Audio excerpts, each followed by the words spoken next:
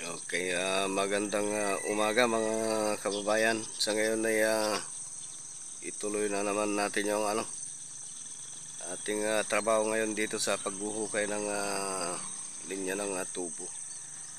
Yan, wala pa po yung mga naghuhukay.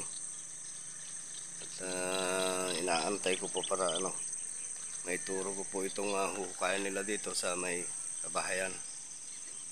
So ayan, may import pa tayong taga United Kingdom ngayon. Titignan natin mamaya kung kaya niyang maghukay. Bakit mas ginusto niya dito sa Pilipinas kaysa sa United Kingdom. So ayan, puntahan natin mamaya at kakausapin natin kahit nabaluktot po yung English natin. Pipilitin natin na makausap para malaman natin kung bakit mas ginusto niya dito sa Pilipinas.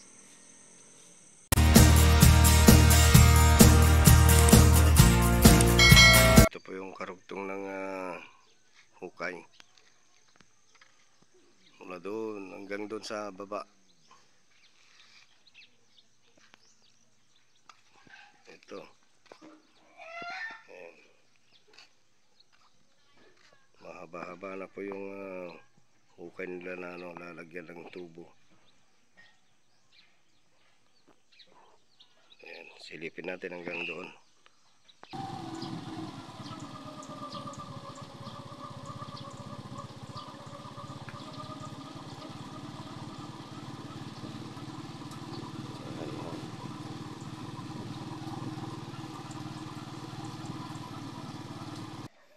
Meron po tayong import taga UK.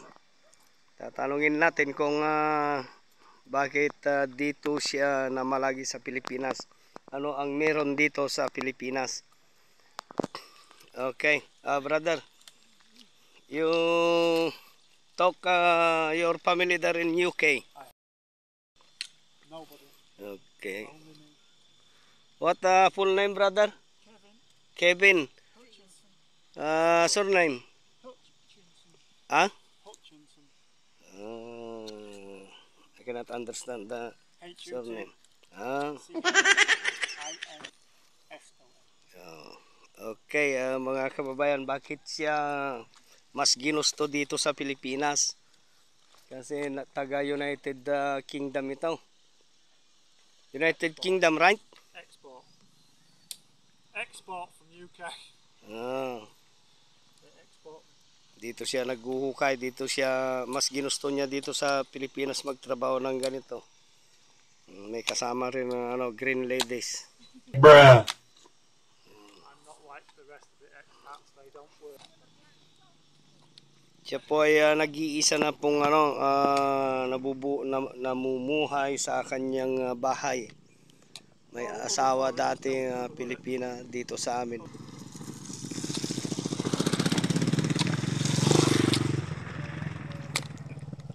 Kaya yan ang kanyang kapalaran. Naghuhukay na lang ng ito linya ng tubig para sa Nawasa Water District ng Cordon Isabela. Yan, may kasamaan din po doon. Okay, Mr. Kevin, no problem. You shout out there in the United Kingdom. Oh, Stephen. He goes on the farm. Bigger than me. I'm 6'2". See, Stephen be 6'5". How old are you now? How old? 51. 51.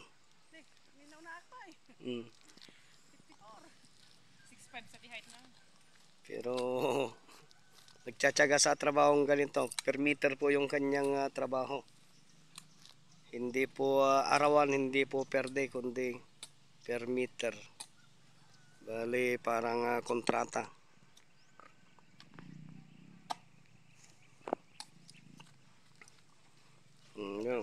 Laking tao. Napakaliit yung kanyang pala, napakaliit yung kanyang bareta.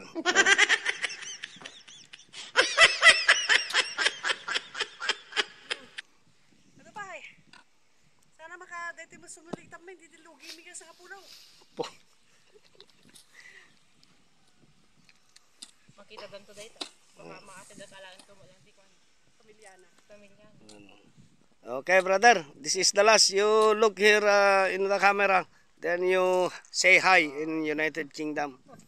Umarap ko. I for United Kingdom. Maybe a kingdom, but it ain't united.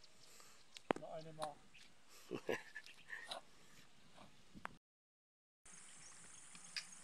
So, ayan. Maraming salamat guys sa inyong panonood. At ito po ay malapit na pong matapos. Ito na lang po yung balance dito na huhukayin. Ayan, napakahirap din po ito kasi nasa gilid po ng palayan. Ayan.